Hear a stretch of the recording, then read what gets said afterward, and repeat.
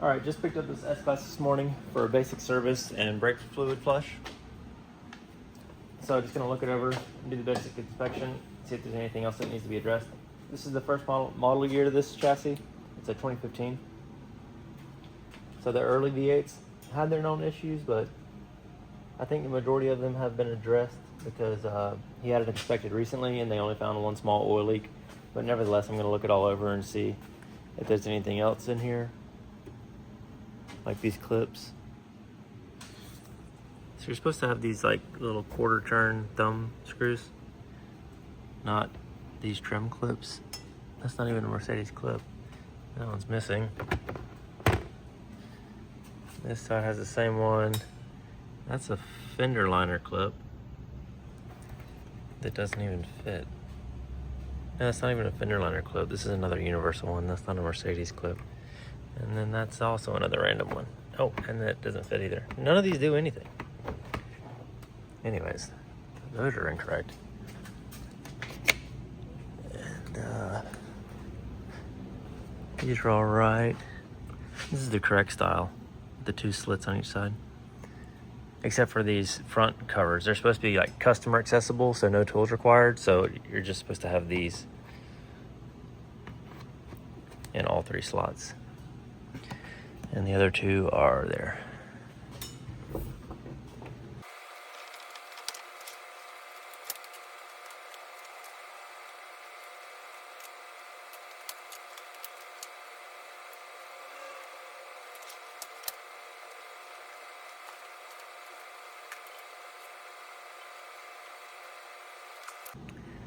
Okay, so just looking over everything here in the engine bay. I did go ahead and get the camshaft position sensors unplugged to check those with oil, with it being such a common issue with these. And I unplugged a couple of them, and they're pretty covered in oil here. Let's see if you can see this one.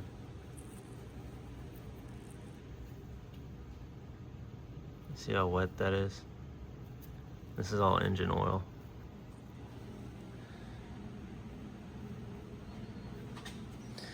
And basically, these sensors have an internal issue where they'll leak oil through the wires and it gets on like the bare copper strands of the wire and then pushes it through the entire engine harness. So the whole engine harness is going to be saturated with oil just like this. And this one's just so much because this is where it's like sort of pumping out of. And all these are really oily. You can see how much oil's on that, like dripping off of it. I did unplug the computer for the engine here on top, and there's no oil in this yet. So that's good at least to see. But there's no telling how far it's spread or what other electrical components this oil might get into. So I would definitely have this. And they have a revised version of these sensors as well that don't leak anymore. So obviously replace all four of those, and then the saturated engine harness, which is every wire on the car. The engine has its own wiring harness. It's this loom here. Every wire that comes out of this bulk of a connector here. So I would recommend replacing that before it causes an issue or any other electrical component failures. Let me get these plugged back up and look over the rest of it. It's a bit warm. Okay. As far as everything else, coolant level looks good. Check out the belts. The tensioner and belt looks good. The water pump is a common issue on this. It also looks really good. Like I said, I feel like some of these issues have been addressed before just because it's so common, and with it being a 2015. So no oil leaks anywhere from the front of the engine or any issues I see. These have been resealed, I can tell. The sealant path, that's not a factory sealant path. That's actually far too much. You can see how much is oozing out. You can only imagine how much is oozing out on the inside too, but regardless, they're not leaking. So I see a little bit of something down here in that little hole. I'll take off this air box in just a minute and make sure that's not anything to be concerned with. The turbocharger coolant is good. No leaks or nothing from up top.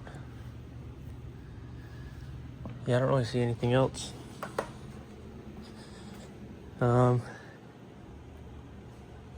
Yeah. Let me go ahead and set the lift to get ready to lift the car up and take this air box out and see what that's about.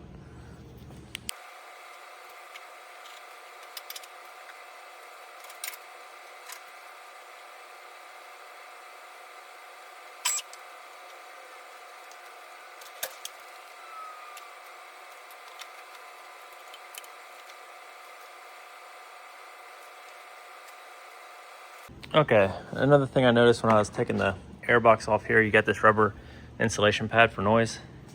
It's missing one of these little clips. They just hold the bottom of it in place. It holds it snug up against the side of the engine. I have 2 of these left, so I guess I'll donate one. I try to keep some stuff like this. I order a couple of them at a time just to have them around. And then this little leak that I was saying maybe, possibly, is here, and that's all it goes to. It didn't lead to anything. You can see on the end of that little shaft, and that's like a little line there for the fuel injectors. Of course, this big tube being where the fuel flows through. This is a little line that has a plug on the end of it that seems to just be barely seeping out. You can see how it's just a little wet there on the end. So definitely nothing to be concerned about. It's definitely, you couldn't even really call that a leak, but it is starting to form. But to replace that, you would need the entire fuel rail. I'll probably price it out just so we can see what it would look like in case several years in the future that needs to be addressed if it starts actually like leaking out a substantial amount of fluid. But that didn't lead to anything, so nothing to worry about there. Really just the engine wiring harness up here. And oh, now I was gonna lift it up after this. And I was checking the tire pressure so I could adjust the tire pressure spec because the label's on the inside of the gas door. And the fuel tank, or the fuel cap strap is missing. There's supposed to be a strap tied in here that goes around this somewhere. Why is it wet? With gas.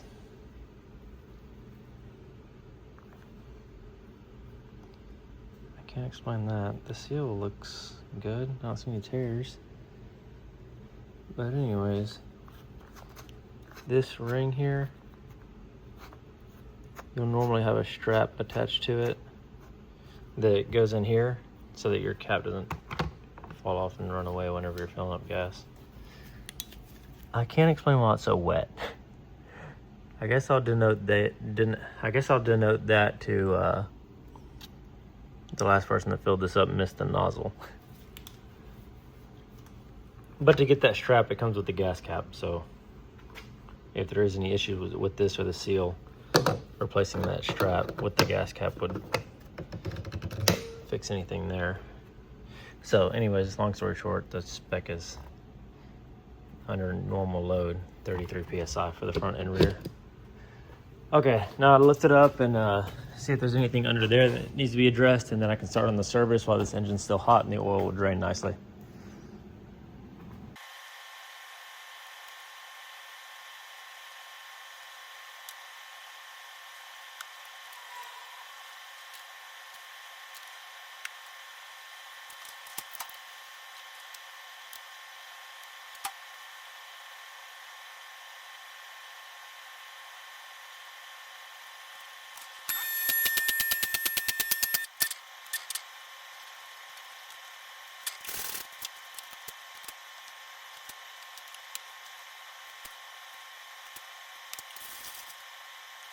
All right, now that all the boring stuff's out the way, we can get onto the inspection, and then I can start on the actual task at hand here. So just starting out with the suspension, looking at all these ball joint boots. Making sure none of them are torn or busted in the sway bar end link and that upper ball joint. It's air suspension, so it's covered by these rubber bellows, but it's not leaking anything out from here.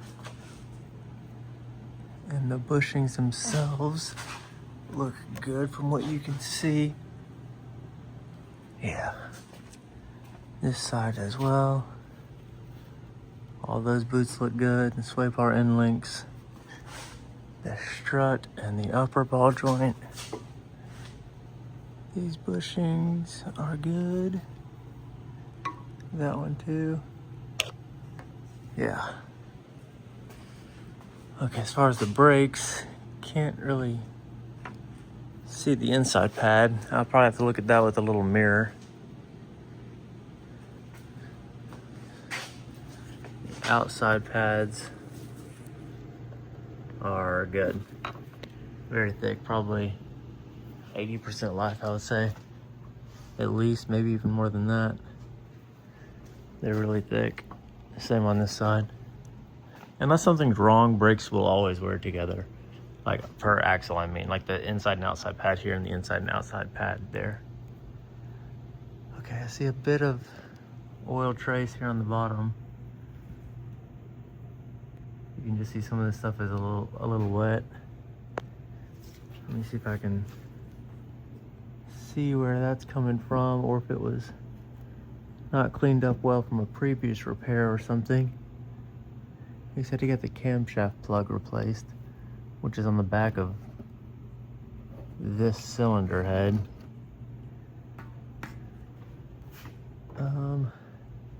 I'll remove these shields in just a minute so I can get a good look up there. These aren't the right screws either. This one's missing. That one's there. See, all four of these look to just be, no, all of these are just random screws. Same with that one. That one's missing. That one's not even lined up. Not that it matters, but they're supposed to be like this style. But anyways. See, transmission looks good. Everything's in place. No leaks from here. And this rubber, the little rubber disc on the back here looks good.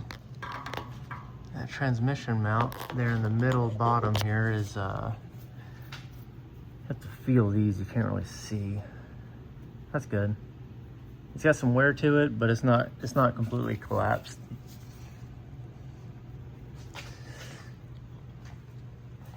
Then moving to the back. You also have a rear, one of those rubber discs. It's good, and you can see there's some little tiny tears starting to form there, but that's not bad at all. It's got another year or 2 or 3 left on that before it's worth addressing. But that's what they do. They just, like, the rubber just dries out and it eventually cracks apart. Okay, and then looking at these axle boots, making sure they're good, not torn or anything. And then all the little bushings on all these control arms, which basically never wear out or tear or anything. The strut looks good.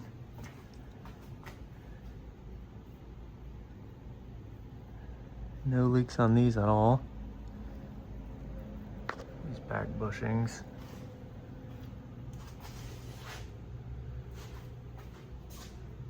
Front bushings. Yeah. Okay, everything looks good back here.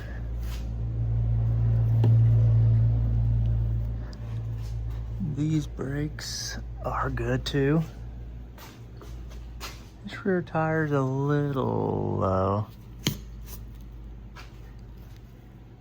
You can see the wear bar here is just about even with the tread. This I'm talking about. So these will probably need to be replaced Definitely before the next service next year. The rears and the brakes. Yeah, they're good. And I can tell the thickness of that inside pad from here. You can't see directly the pad, but I can see the spacing between like the brake pad backing plate and the rotor, which tells you the thickness of the pad. Okay, that one's good too. Yeah, nothing under here at all. It all looks good. Let me take these undershields off and see what that oil leak is about. Okay, got all the shields off and was looking around at everything. So yeah, for one, I don't know if they just didn't clean up after they replaced this camshaft seal, like the plug on the back of the head, but there seems to be a trail coming from it. Let me see if I can get a focus on it. So it's gonna be tricky. That black circle right there, you can see where kind of oil starts to form from it and come down. And then you can even see here around the exhaust is wet. So I'm just gonna say they didn't clean up once they replaced that. So I'm gonna spray some alcohol cleaner on that and wash off all that oil. And we can monitor it at the next service and see what it looks like. And if the oil traces came back, then it's clearly leaking again. As far as everything else, now that I can get a clear view of everything done here, it looks great. Perfect everywhere. And then this, wherever the origin of this is, I can't tell that either. It doesn't seem like an active leak. It's not dripping off anywhere. It may also just be residue from someone that didn't clean up very well. I checked the turbo oil lines and everything. I don't see anywhere this oil is coming from. And you can see this motor mount arm here, this big block of metal has sort of dried oil residue on it. And like that's wet, but there's no like actual active leak, if that makes sense. Like there's no droplets of oil or anything like that. You've got this sort of like dried up sludge of what used to be oil and some misting here going on. Like it could be a rear main seal starting to form, but I'm just gonna wash off all this and start with a clean slate. And next time we get the car in for the service next year or whatever, we can see if any of this oil came back. And then if we did, it's gonna be more obvious to see where it's coming from. But regardless, even if I could tell you exactly where this is coming from, I wouldn't necessarily say this is worth addressing yet. Usually if it's not at least forming a droplet of oil, it's not really worth addressing, in my opinion. But of course I price it out and leave it up to the customer. Also this fender liner, side note, is ripped up. I noticed it was sticking out a bit. I think these are aftermarket fender liners, just the way they don't really fit the wheelhouse very well. And this front bumper's been repainted before, so I know this has been off, so that explains sort of the missing clips here and there, those. And there's a lot of missing fender liner hardware. Like there's supposed to be a clip here where that hole is, and there where that hole is. But like the hole doesn't even line up. Even if you had the clip, it doesn't really line up very well. But anyways, but as far as under it, mechanically, nothing at all. I don't see anything at all with it. The only major issue in the whole car, most of this is tiny little stuff, clips missing and whatever. And then these screws that are missing. Another example I'd like to point out, the undershield's not even wet with oil. So that's a good sign. This is just water. But if it's not even leaking enough oil to drip onto the undershield, it's really not leaking very much. Oh, what I was gonna say, I'll probably just throw these away and replace them with the factory screws. I also have a pile of these. I'm gonna get a jar for this eventually. But like these are fender liner clips, and these are undershield screws that are always missing or stripped out or whatever. So there's 8 of those. So I'll just replace this with the factory ones because it makes me happy. And then yeah, I'll quote out the engine harness and quote out the gas cap strap and the little clips and screws that are missing and whatever. And then apart from that, it's really good to go. Change the oil, change the brake fluid, and then get this car redelivered.